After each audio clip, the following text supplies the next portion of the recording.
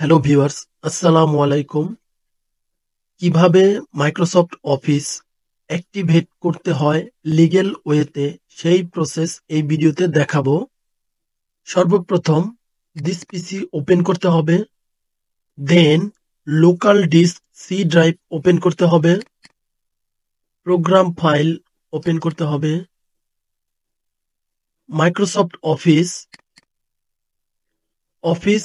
16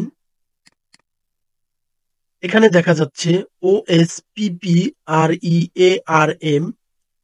এই অপশনটি সিলেক্ট করতে হবে, দেন মাউসের রাইট বাটন ক্লিক করতে হবে, রান অ্যাজ অ্যাডমিনিস্ট্রেটর অপশনটি ক্লিক করতে হবে।